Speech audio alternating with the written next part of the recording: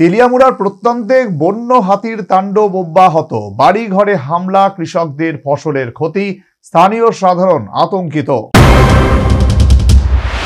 তেলিয়ামুড়ার বিভিন্ন প্রত্যন্তে বন্য হাতির তাণ্ডব মোটেও নতুন কোনো ঘটনা নয়।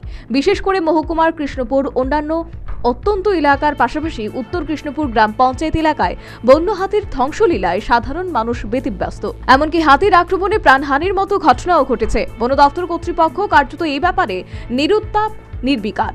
ফলে বন্য হাতির তাণ্ডব আজও অব্যাহত। সে ধারায় শনিবার গভীর রাতে উত্তর কৃষ্ণপুর গ্রাম পঞ্চায়েত এলাকার তাণ্ডব চালালো দাঁতাল বন্য হাতি।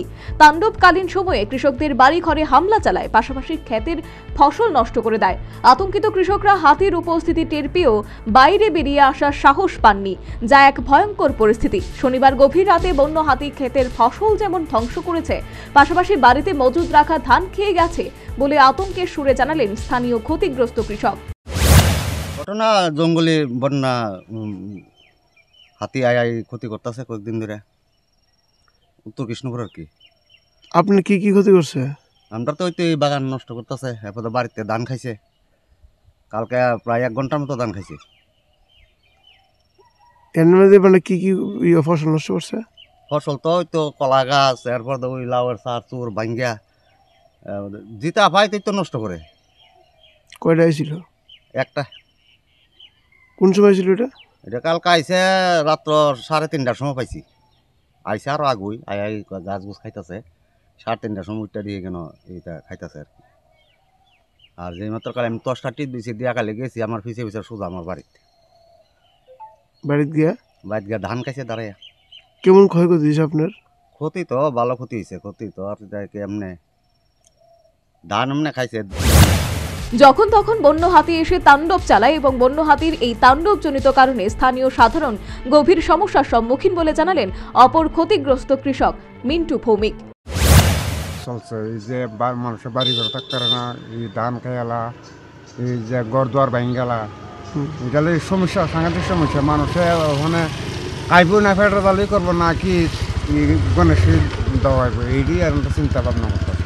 কোন সময় বিশেষ করে? হ্যাঁ, কোন সময়ে? এটা কোনো নিমিট নাই, এটা আনলিমিট। আপনার পঁয়তলায় ভোর 5টার সময়, 10টার সময়, 8টার সময়, একবার 3টার সময় আগে পড়ে। তো এই ব্যাপারে আপনারা বন দপ্তরের লোক কোনো কথা কইছেন নেই বা এলাকার মধ্যে কোনো গার্ড আছে? বন দপ্তর সবাই তো আমার যখন গরু মারছে তখন তো সবাই আছে, মন্ত্রী সন্ত্রী যা আছে, যা সবাই আছে, সবাই জানে। তখন তারা আর কিচ্ছু কইছে না, কইছে যে ক্ষতিপূরণ মনে হয়েছে। ক্ষতিপূরণ হয়েছেন না? কয় বছর আগে মারা গেছে? প্রায় 1 বছর হয়ে গেছে। তখন কাটা গেছিল ক্ষতিপূরণটা দিব তো বন দপ্তরের ইয়ার থেকে। হাতির তাণ্ডবের পর বন দপ্তরের কর্মীরা এসে শুধুমাত্র তাদের দায় সেরে যাওয়ার কারণে ক্ষতিগ্রস্ত কৃষকেরা যে কর্তৃপক্ষের উপর ভরসা রাখতে পারছে না, এমন অভিমত প্রকাশ করলেন স্থানীয় অপর ক্ষতিগ্রস্ত কৃষক অভি সরকার। যা সকালে 5টার সময় উঠা ধান 3-4 বস্তা আছে, 3 বস্তা লিয়ে থাকা আর 1 বস্তা কে নিছে? গণেশে।